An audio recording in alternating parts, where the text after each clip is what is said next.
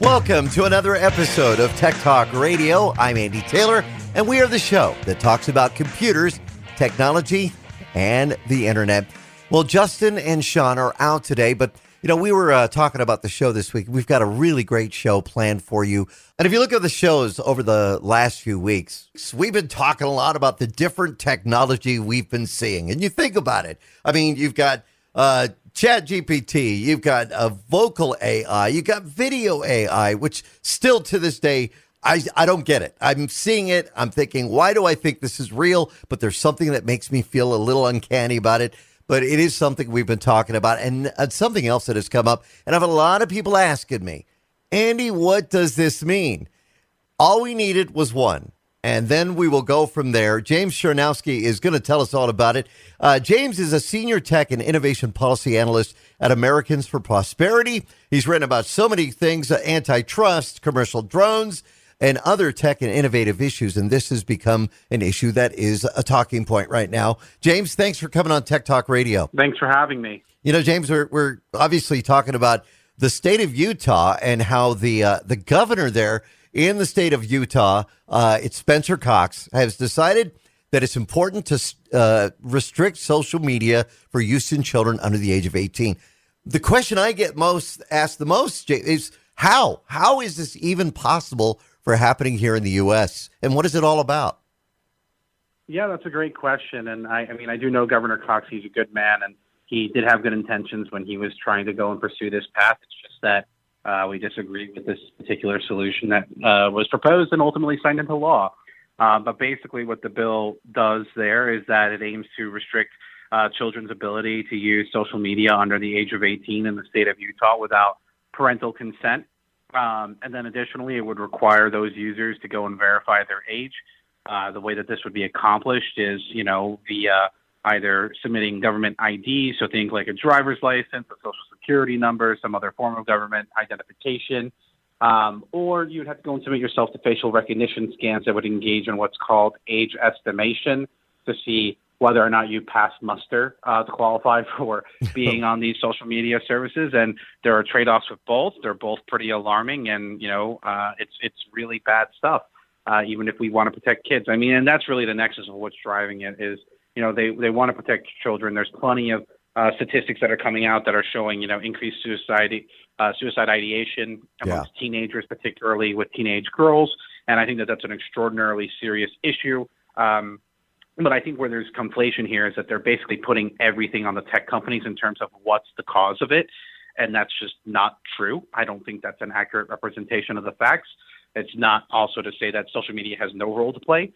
But I think that it's just being outweighted here right now. And so that's why you're seeing these kinds of proposals getting put forward, is because these lawmakers, rather than wait for Congress to do something, they feel like they have to do something, and they don't want to wait for Congress. So we have states that are starting to weigh in on this matter, and that's going to present different kinds of issues as we look forward. James, I'm thinking about this, though, with this. Has this kind of started with the whole TikTok and, the idea that TikTok should be banned on federal devices and even at state levels, depending on different states? Is that kind of where it started, and then it suddenly shifted and we got to protect the kids? Let's put a ban on all social media. And they're not talking about only Snapchat and, TikTok. They're also talking about Facebook, anything that the kids would connect to, correct? Yeah, absolutely. With the way that bill was written, I believe the user threshold set at only around 5 million. So it would go and implicate a lot of different social media platforms, if you will. And some of them are not even the ones that you would normally think about. So obviously Facebook is there, but also like Discord, which is just like a gaming community, Reddit type kind of application, if you will, where it's about setting servers with local communities, et cetera. Right. That would get implicated if you're a big hiker. I know that there's an app out there that I'm blanking on that goes and would get implicated by this as well. So it really does go well beyond what the original social media is. Now, as to whether or not it's TikTok that kind of drove all of it, I don't necessarily think that's true. I think that it was something that just kind of added fuel to the fire, if you will, especially as there were increasing revelations about TikTok, whether it's privacy and national security concerns from the Chinese, CCP ownership link, right, or on the flip side, seeing the types of content that might pop up on there, which, certainly I think have animated certain people, whether it's seeing transgender content or whatever, Right. on the platform, it might go and drive people as well to want to do something there because they think that it's, having a negative impact on kids. And that's, like I said, the nexus there ultimately is that they feel like these platforms are having a negative impact on kids and therefore we must do something. Now, how is this going to affect anybody with a VPN? I mean, when I think of the technology, I wanted to watch that special on Gordon Lightfoot that was only available in Canada. So it popped onto the VPN and I was able to do that. Well, how would that be bypassed? Because you don't have to say you're in Utah. You could say, well, I'm in Arizona, right? And there's no way to triangulate or pinpoint that. Will parents just say, yeah, go ahead, kid. You know how to use the VPN. Go ahead. There are some parents, I'm sure, that are not on board with this.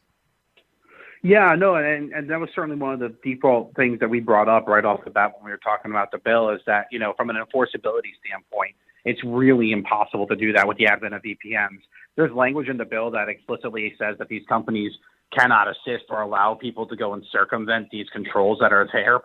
But at the end of the day, Facebook's not going to invest in preventing the use of VPNs, and nor should they. Yeah. There's a lot of massive benefits to using VPNs for people. So I think that that's just like a practical problem that comes with it when we're talking about whether or not it can be enforced. But there are all other kinds of pretty controlling elements in this bill as well. Like as a default in this bill, for example, your child could not utilize social media between the hours of 10:30 p.m. and 6:30 a.m. as the default. Now, parents could go and opt out of that and choose their own separate controls, etc. But that was what the state of Utah would require now come March of 2024 when that bill becomes enforceable, is that the default settings on your phone would require that social media can't get access between those hours. And that just seems so ludicrous to me, Yeah, that's going to be it's a burden not only on the people providing that service like Facebook, like Snapchat, Instagram, but also then now the actual carriers as well as the manufacturers of those smartphones to make sure it's written in either iOS or Android. That's all going to have to be written in, right? Oh yeah, 100%. And I mean, there's already the phone manufacturers themselves are dealing with a whole separate issue of a lot of states that are pursuing what are called porn filter bill laws, right, if you will. That's trying to mandate that all their devices come with these filtering settings turned on at default. And that just, it has another practical problem of that's just not how phones work. Like they get assembled somewhere out of the country, they get shipped into Seattle where the software is then installed, and then they get shipped all across the country from Seattle if we're talking about, let's say, an iPhone, right? And, you can't go and require something like that in the way that they're expecting. So I think that, again, more often than not, what this comes down to is that there's a problem that's being identified and, the solutions that are being proposed are anything but what would actually go and tackle the core issue here. And so, whether we're talking about kids being on social media or porn sites and worries there, mm-hmm, this is an educational issue, right? Yeah. We need to educate parents to be better informed about the tools that are at their disposal because there are tools there, right, both within the platforms themselves and on their devices and applications that are ancillary to anything that is existing on these platforms or devices. So there are lots of things that are available there. So that's one side of the education spectrum. The second side is for kids, because, again, we're worried about kids and their mental health. I think that's a completely valid conversation. But what we need to do there is we need to educate kids and have them basically do what I would call social media literacy, because there are positive benefits to use of social media. Kids felt better about using social media during the pandemic. It helped them stay connected with their friends, feel connected to their community, and feel more comfortable with expressing themselves one way or another. I think those are all positive things that we can't ignore. But there are also downsides to using social media too. And if we do social media literacy, we can possibly mitigate against that downside. Third is really on the companies for education, where they have to actually go and reach out to the parents that might not necessarily be as online in order to go and educate them, again, to the tools that are available to them and what they're doing to try to keep their kids safe, because not every parent is, available 24/7, let's say, to go and navigate an online world, right? So I think that there's a lot of education that ultimately needs to be done here. I think a lot of parents, James, just throw their hands up in the air because it can be really confusing for a lot of parents. But, another concern, and I agree with you 100%, there is an issue and it does need to be tackled when it comes to teens and social media. There's bullying. There's, the idea that you have to have more likes and all that. And it's to understand the self-worth of the child. But how about the teens that are already on social media now that have done well with it and do have a pretty good friends base of support? They get together, they do homework over it. How is that going to impact them? Well, Yeah. imagine now, especially in this setting where you have kids that are excelling and can go and join college technically under 18, right? You have some kids who are starting their first year of college as early as 16 or 17 years old, depending on what exactly is going on there. And what exactly happens if you have this kind of proposal where it's like all of a sudden you go from having 0 to 100, right? Like, I feel like that would make no sense. Yeah. And also, furthermore, if you're already an existing kid, why should your rights all of a sudden change, because of this law? Like, that doesn't make sense. Kids do have First Amendment rights. It's not necessarily as far as, let's say, what a full adult would expect, because they're kids. But at the same time, we can't ignore that either. So I think that it does present unique problems. And also, furthermore, I think that you're closing off opportunities for kids who are actually very tech savvy because they're growing up as digital natives from figuring out how to leverage that technology to better improve their lives. So regardless of how you might feel about TikTok, let's say, I find it astounding, and I can't have nothing but envy for some of the people that have gone and leveraged these platforms to make a living for themselves. Yeah. Like, for example, I know that there's this influencer on TikTok that just monetizes her cat all day for influencing purposes, right? And she makes $60,000 a year doing that. And I'm like, oh my God, I'm doing something wrong here. Like, Right. That's crazy.